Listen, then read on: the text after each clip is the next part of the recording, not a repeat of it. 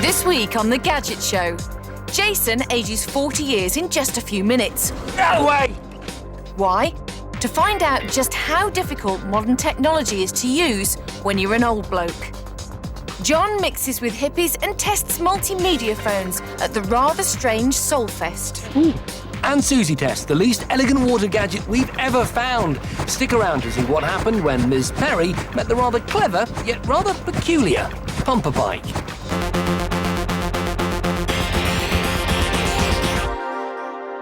Hello and welcome to The Gadget Show. Now this week I want to start by talking about the design of gadgets and the fact that despite them being so sleek, cool, chrome and sexy, so many of them are almost unusable to a huge section of society. Take Suzi, for example. I'm sure I don't have to tell you that she's getting older. Oh, are you? Easy. Look, just bear with me. All I'm saying is that you're losing your faculties, OK? Your eyesight is much less effective than it was when you were younger. Your hearing is much, much worse. I beg your pardon. Exactly. But don't worry, Suzi, you're not on your own, because both me and John are also approaching old age. It's just that John's going to get there a little quicker than me. Oi. OK, look, I'll stop being rude. I have actually got a point to make. What I'm saying is that unless something is done about the way that we design gadgets, unless we can interface with them more effectively, when us three are OAPs, we're not going to be able to enjoy the technology that we love. Yeah, but how do you know that? I know that, Suze, because last week I became 80 for a day. Check this out. I'm about to don the Mobilistrictor. The suit's been developed by a company called Skanska, and the whole thing is made up of braces and tighteners to limit your movement. Wow! Once we get over the age of 50, our muscles start to weaken, and half the population, that's 30 million people, have some form of impairment that is simulated by this suit. Yeah, I know I can breathe. Hello? OK, I know I look great, but I feel terrible. My right foot is probably the most painful part of my body. There's some little beads digging into the base of my foot. Discomfort on the balls of your feet is one of the first signs of arthritis. So the beads were there to make sure I felt every step. My knees aren't painful, but they're very immobile. But this is probably the most restricted area, just from here up, you know, my hips and my lower back. I'll show you what I mean. Look, there's only one way to sit down, and that's to drop. Which is a familiar movement, isn't it, with old people? Over 4 million people have severe osteoarthritis in their hands. To give me an idea of what it felt like, my wrists were splintered and I was given gloves to wear to reduce my dexterity. My hands, again, not painful, but I think I could begin to ache round my wrists in a short time. The arms things, though, that really has put into perspective for me what it must be like for old people. I remember my nan could never put anything on the washing line. I thought she was just lazy. And then last but not least, my sensory perception has been severely impaired. These goggles, which simulate having a cataract, or several cataracts, really make vision almost impossible. And as for hearing, just say something, anything, say something to me. Hello, Jace. Pardon? Now, remember, the reason I'm wearing this suit is so that I can experience technology and gadgets as if I was an 80-year-old. So join me later to see how I get on. You know what you look like? You what? You know what you look like? One of those... you look like someone out of one of those hideous 80s techno bands. Sorry, love, you'll have to speak up. Hideous 80s techno bands. Oh, yeah, 7:30. You see, in my day, if you wanted to get old quickly, you had to do it the traditional way, all right? Hard labour, excessive smoking, poor diet. None of these newfangled suits. Yeah, well, as Jason said earlier, you can see how he gets on as an old bloke a little bit later on, but right now, it's time to play. Come and look at this. Scalextric has had a massive makeover, a huge technological upgrade because it's gone digital. Ooh.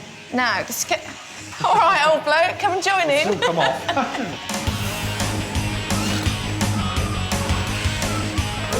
Now, the Scalextric that I'm used to has just got the variable resistor handset. It will just control the amount of power on the track, so it just slows the car down or speeds it up depending on how hard you press it. But now, it's completely different. The main difference is that your handset isn't linked to the track now, it's linked to your car. Each car has an individual chip, and the track has sensors. So you send your commands down into this control box, and the control box tells the car exactly what to do. Tells it to wake up, and the sensors tell it to switch lanes or brake. Oh. It's fantastic. But that's good, look, we're all on the same track. It is interesting. Oh, it's a convoy! And switch your armour! What I love about this technology, Suzi, is it's given an analogue technology a complete digital makeover. This is a very established thing, Scalextric. It's been around for absolutely ages. So to do something this new with it, I think it's very brave. And it's just more exciting, isn't it? Brings a competitive element that is most enjoyable.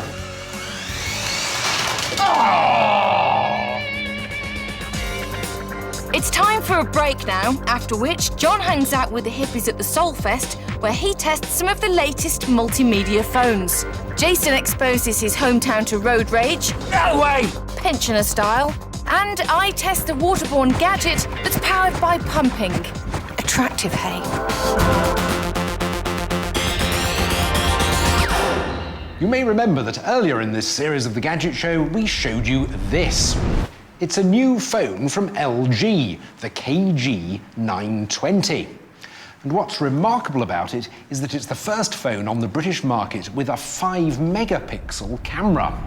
It has a rugged, chunky feel to it, and from the back it looks very much like a camera, with its lens cover, and xenon flash. It's the latest in a growing breed of multimedia phones, which, as well as making and receiving calls, aim to replace your camera, your MP3 player, even your camcorder. But is it the best multimedia phone you can buy? Well, I've been looking around at the market, and it seems to be dominated at the moment by these two. The Nokia N80 is a feature-rich monster of a phone. It's got a 3-megapixel stills camera, a video camera, an MP3 player, a stereo FM radio, plus built-in Wi-Fi connectivity, something that'll definitely become a must-have in the near future. The Sony Ericsson K800i carries on the fine tradition of Sony camera phones. Its 3.2-megapixel camera has autofocus and a xenon flash with the power to take photos in a pitch-black room. It also comes packed with a video camera, an MP3 player, an FM radio and 3G. So, will the LG be capable of eclipsing these multimedia masters? Well, I decided the best place to test these three phones' video, stills and music capabilities was at a music festival. 1, 2, 3. So we've come to Solfest in Cumbria. It's a great little folk and jazz festival overlooking the Solway Firth and Scotland. It's the perfect spot for some phone testing.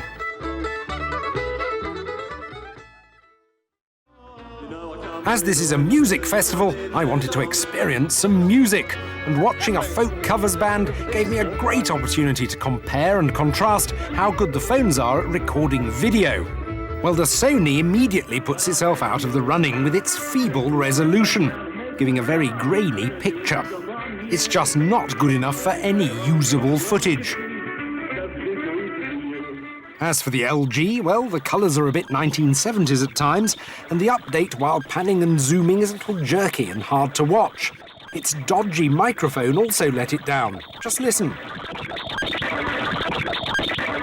The band's music became a garbled mess.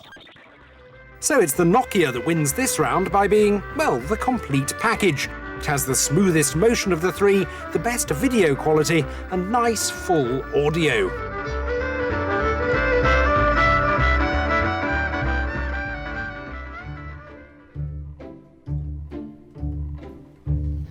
For this next test, I thought I'd head far from the crowds.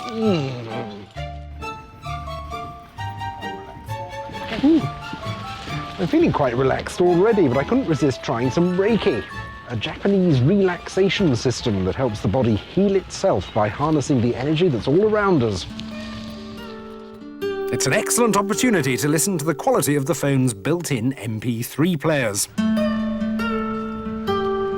The phones all store music on their tiny internal memory and on the plug-in memory cards. Although be warned, the Sony uses an M2 memory stick, which is more than double the price of the mini SD cards used by the other two. But what about the sound quality? Well, here's how the same track sounded on each player in turn. First, the LG. and it was dreadful. Tinkly, insubstantial, and lacking in strength.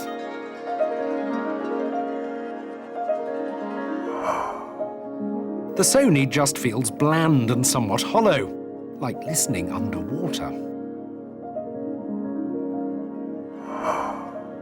Once again, it's the Nokia that takes the round.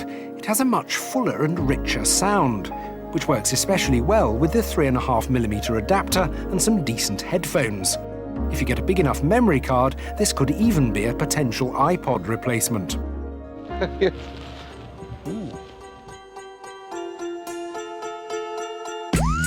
This is the most important test. The camera is the extra feature most of us use on phones, so we'll see what the people of Solfest think. First up, the LG. Being the UK's first 5-megapixel camera phone, it should dominate, shouldn't it? It says saving. Is that And this one's an LG with LG? no less than 5 Model, megapixels. looks good. 5 megapixels, yeah? Yeah, shall I take a picture of you first? Yes, why not? I thought you actually put that voice on the telly. No, I've... Oh my God, don't you? Well, unfortunately, the LG has problems. Its screen didn't deal with the bright daylight too well, and it gave me no indication that I'd actually taken a picture. The autofocus also seemed very hit and miss, making it hard to get a good shot.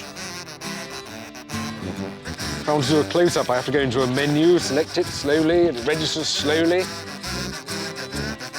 The N80's 3-megapixel camera was easy to get running and easy to use, but there's no autofocus. Instead, you focus by means of a ridiculous switch on the back, which is fiddly to use at best. And when you've switched to close-up, you're only really in focus at a set distance. Save to memory stick. By far the most satisfying to use was the Sony K800i, though it was let down by a bad shutter lag of up to 2 seconds. It partly compensates for this with its best pick feature that captures 9 full-quality snaps around the shot you actually clicked on. You can then select the best of the bunch to save. I think we'll save that one. Oh. Take new pictures. I can blog it. Could you email it then? Oh, yes. It's quite hard to take pictures of yourself as a one-woman band. It is, yeah. And I did email the delightful lady with a one-woman band that picture, and she was very pleased with it. I'm not surprised. It's absolutely excellent. I mean, if you came in and told me that you'd taken that with a, a dedicated digital camera, I'd believe it. It's fantastic. It is very good. So, and that's the Sony. So that's definitely the best camera out of the lot. So overall, which of these 3 multimedia phones do you think is the best? Well, as a multimedia thing, I'd go for the Nokia. However, if you want the best camera, it's definitely the Sony, which is also in some ways the most desirable object, despite that flap, which I think might break off. It is a hugely desirable object. It's very difficult to choose between the two, but in terms of actual multimedia capabilities, I'd go for the N80. Now for something completely new. We're going to be giving a Gadget Show rating to all of the gadgets that John reviews. It's called the G rating. 1G is pretty poor, 5G astronomically fabulous. So John, for the first time, give a G rating to the LG multimedia phone. Difficult to use, rather disappointing, 2 Gs. And what about the Sony? Very desirable, superb camera. Not perfect though, so 4 Gs. Wow, impressive. And finally, Nokia's N80. Very impressive all-round performance, but again, not perfect, so 4 Gs. So, that's the G rating, and you'll find all the information you need to know about our G rating system on our website. That's www.5.tv/Gadget Show. And you'll be pleased to know the G rating is backwards compatible. So if you go to the website, you'll also find G ratings for all the other gadgets that John has already reviewed in this series.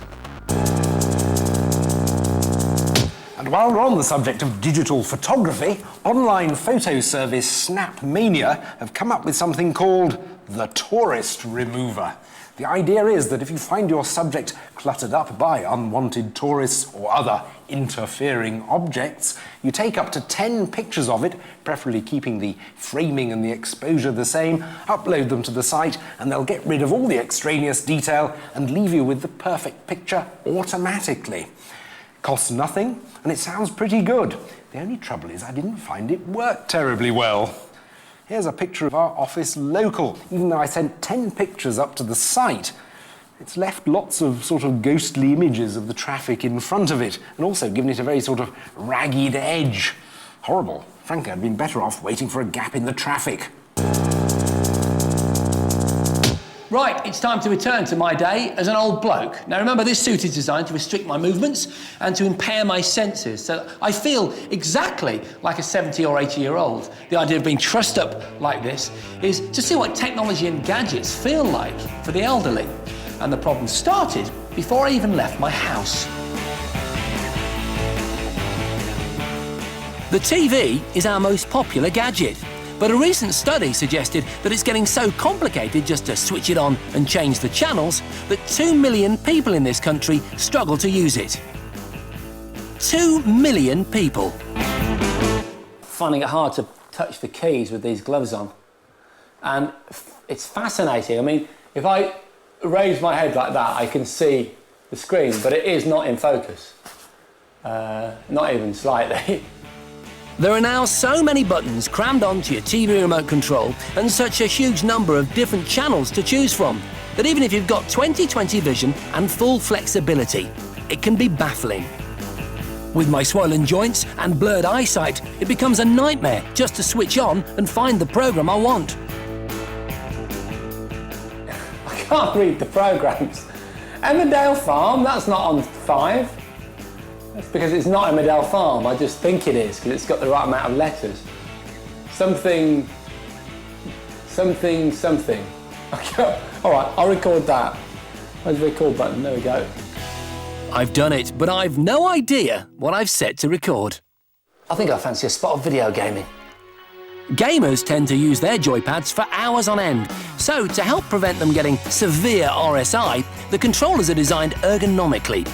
But are they any easier to use than a TV remote? Oh, I can already feel the reality dawning that in my old age, I'm just going to sit playing video games all day. Oh. All they'll need to do is change my colostomy bag a couple of times a day. I'll be in virtual heaven. The buttons were big and brightly coloured, which made them easy to see. The joystick was good to grip and move around, and the design rested comfortably in my hand. TV remote designers look and learn. This is the way to make your controllers accessible to everyone. Go on, have some of that, yeah? Let's go. It was coming up to midday, and normally I'd walk down my local cafe for a spot of lunch.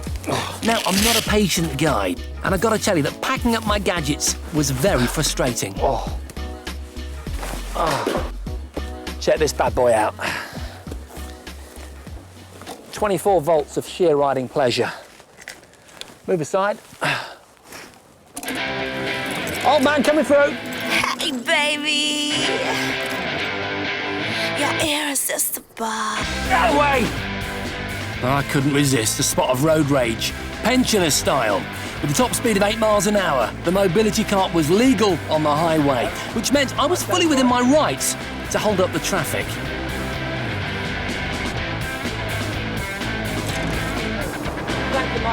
After all that hell-raising ride, I was ready for my morning coffee and sandwich. At the same time, I wanted to surf the net. Obviously, I might be scuppered at the first hurdle because I don't know if I can get my bag off. Oh, wow. That simple motion there is really difficult.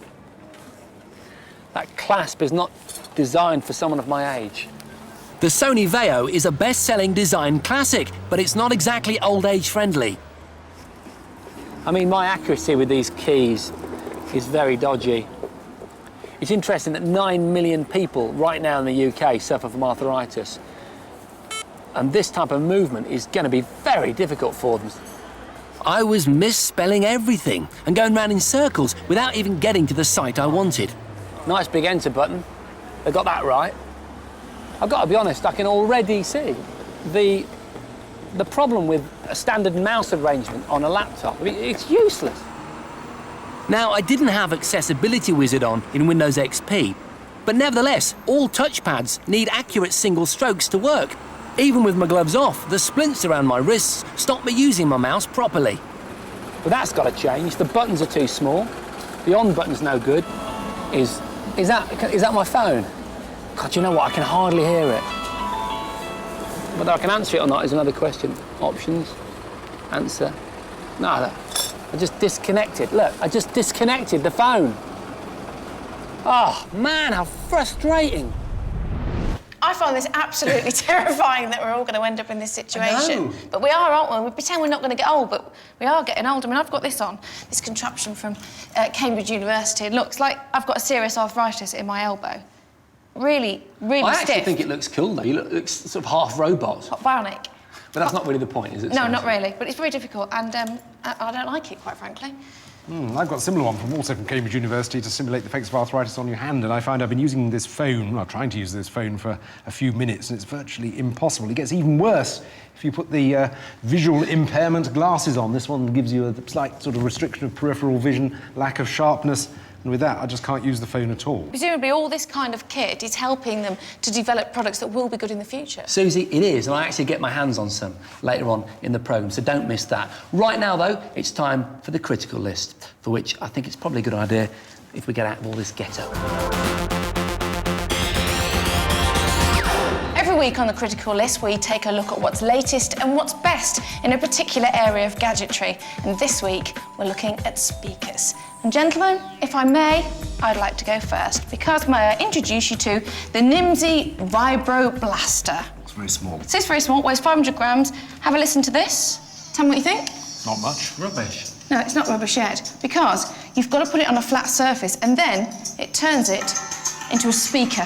Wow. So now, that table is the speaker. That's fantastic. It's fantastic, isn't it? It uses a patented electroacoustic technology, and it works on any flat surface. Listen to this. That's brilliant. Great So get a great... travelling about. I was going to say a great big window, or maybe on a yacht, like on a yacht, you know, where you've got little portholes and you've got no room for anything, you can just whack it on there. It's really small, low power consumption. Really brilliant for travelling and stuff. Very, very light, and it costs 70 quid. Now, my speakers aren't glass, they're acrylic, the Ferguson Hill FH007, a sort of ultimate set of speakers for your iPod or your computer. These are the bass units, these are the mid-range units, this is the separate amplifier, and this is what it sounds like. What do you think? Sounds good to me. Yeah. Sounds okay, but it is £599. Oh, that's quite expensive. Yeah, It looks cool, though, doesn't it? So it does. It looks very good. Yeah. But do you think it really sort of challenge your hi-fi system? I don't know. You see, I think there's a whole new generation of hi-fi listeners based around the iPod and other MP3 players. And actually, any unit that you get that's half decent for your iPod or MP3 is several £100s. So this isn't that expensive. Yeah, that's true. And I suppose, you know, with this, it does look aesthetically very pleasing to the eye, doesn't it? To look at. Better than a pair of beige boxes. Yeah, absolutely. Yeah. What you got, Jace? OK, come and check me out. Do you like my picture? Yeah. Yeah? Well, check this out. It sounds pretty good, actually. What about that? It actually sounds excellent. Doesn't it? I'll turn out more. Yeah. So you just got a speaker hidden behind the picture? Yeah, I just whacked a speaker there with a bit of sellotape. It's not bad, though, is it? How does it work? No, seriously. This is the state-of-the-art sound art. Now, not only do you get, in this case, a seriously nice piece of art by artist Adam Brickus, you can put any picture you like, you can upload your own high-res JPEG into what is a composite wood frame, OK, with soundboard in the middle. Now, soundboard is basically material made up of like a honeycomb structure. Now, the sound comes out as vibration. That's distinctly different to your speaker setup, John, and traditional speakers which use air pressure. The vibration spreads over the silicone, and apparently audiophiles reckon that it's, in some cases, the better way of getting sound into a room because you need less volume to fill the same space. Now, big question, how much does it cost? This combination here with a hi-fi quality subwoofer and a really special piece of art, 1,250 quid. Now, I want to talk about one of my favourite areas of gadgetry, personal transport, and specifically stuff that you can use in the water.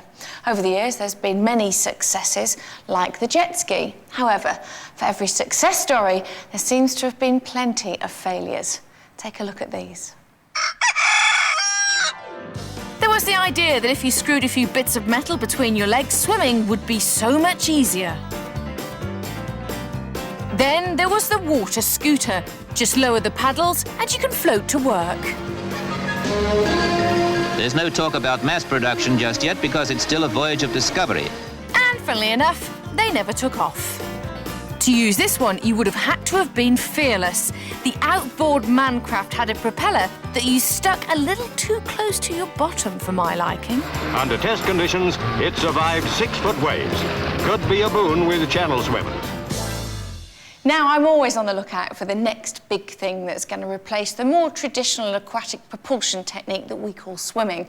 So when I got a call inviting me to Barcelona to test a new waterborne gadget called the pumper bike, I couldn't wait to get there.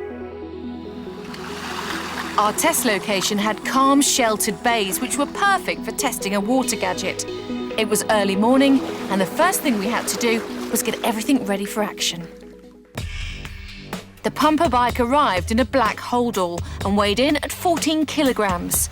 It came flat-packed, so the first job was to get it assembled.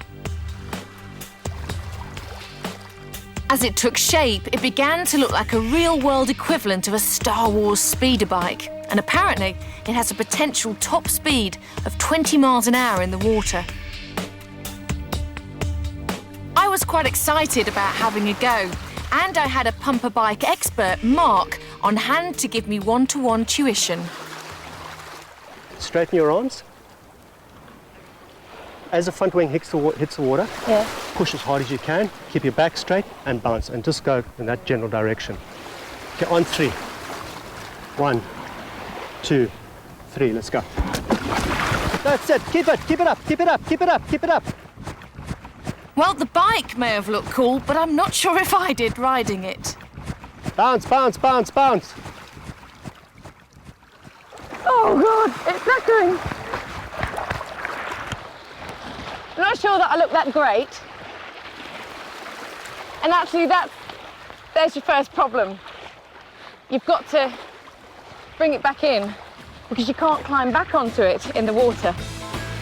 Time for go number 2, and Mark had some more advice for me. If you're doing that, basically a lot of energy is going off the back of you, a lot of energy is being wasted, using probably 20% of the energy you're putting into it. Whereas if you try and keep your back straight and on your toes, lift up, come down, and then bounce up like, sort of like that action. Right. So I've got to make my pumps count. Yes. Make my pumps count. If you get the action right, the pumper bike works like a human hydrofoil. Jumping up and down creates lift and thrust at the rear foil. A spring linkage system allows this foil to move back and forth, which propels you several meters through the water each time you bounce. But you've got to get your bouncing spot on for this to work. Now I've got to force down through the balls of my feet. Oh no, I'm going to the right-hand side. I don't feel like I'm going very fast, but each bounce takes me a couple of meters. Oh, goodbye. Damn. Stay up. No. Brilliant idea. That's a good hangover cure though, isn't it? Over the summer, they sold 4,000 of these bikes, and apparently it's very popular in Eastern Europe. It's being marketed as a fitness gadget. A study showed that 3 minutes on this bike gives you the same workout as 2 hours down the gym. And I was certainly starting to feel the burn. I was also starting to feel a little embarrassed as I bounced up and down furiously, pumping the thing along. Woo! I'd done enough pumping for the day. It was time to let the experts have a go and show what this bike could really do.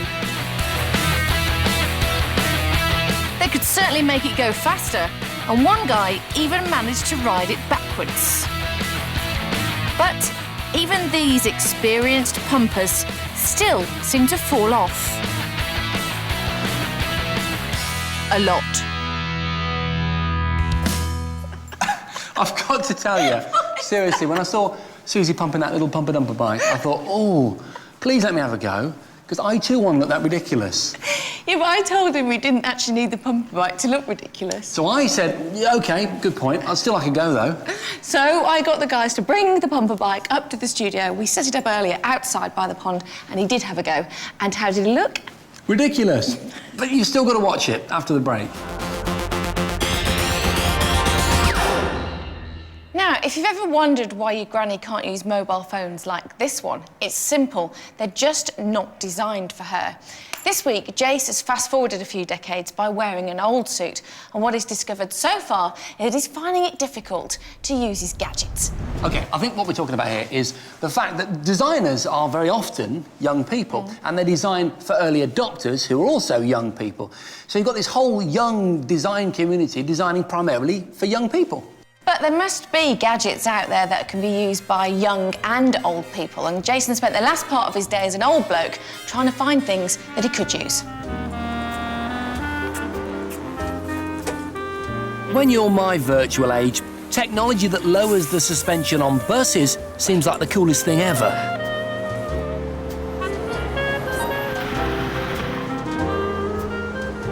It's the sort of thing you miss when it's not there.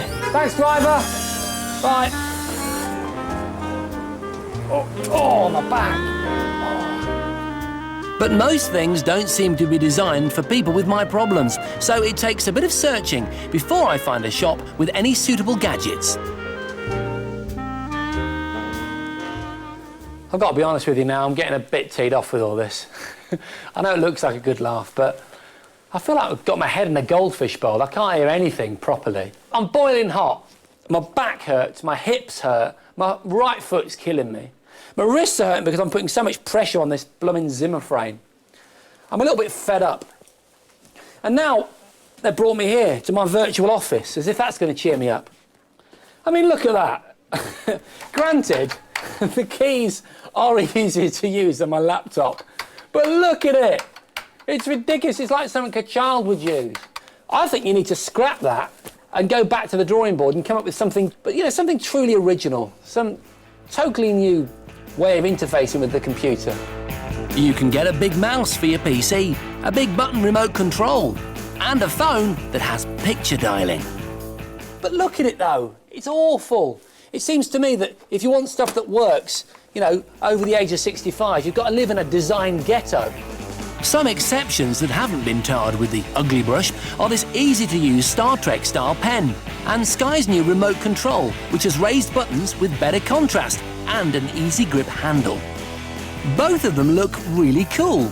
Most things, however, don't. They look like they've been designed for hospitals, not a state-of-the-art living room area. I've got to say, Suzi, of all the gadgets that I used in my day as an old man, mobile phones were the worst. Yeah, I can understand that.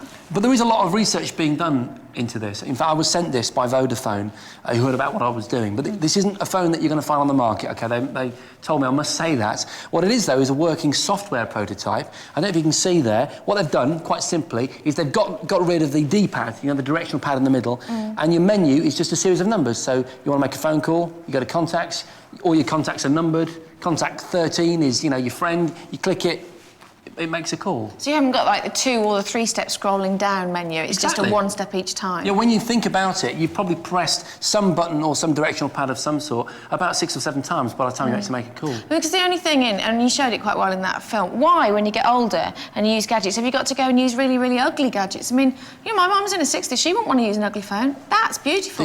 They also sent me this. Now, again, this isn't going to be available necessarily, but it's an idea of what that type of software might look like in a phone, and that's a pretty sexy bit of kit, isn't it? It is. That looks very nice. But look, it's still very usable. It's got big keys, but it's sexy. I like that. Very good. Well, we're getting towards the end of the programme now, but as promised, pump a bike. Earlier, Jason, John and I went outside. Jason and John in their dry suits, pump a bike at the ready. This is what happened. So after John jumped into the water impersonating David Hasselhoff, lifeguard, and I gave Jace a little bit of tuition, so your toes over the edge. Right under, All right, look. So you're doing this. So when you push off, you do that. He was ready to go. Got it. Right, Jason, I am going to give you a large push from the rear. Treat yourself, you've been working hard. Go on. Right, you ready? 3, 2, 1. Good luck.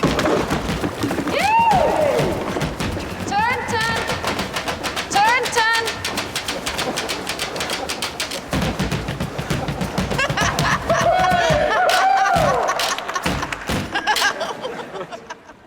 I think you did pretty well. Really? And you didn't look in the least bit ridiculous. Oh, no, I didn't, you know, dressed in a dry suit. Great big human bouncing bald bunny. But, you know, in all seriousness, it is absolutely exhausting, and it really is a cardiovascular workout, like you said at the start of the programme. It completely is really, really shattering.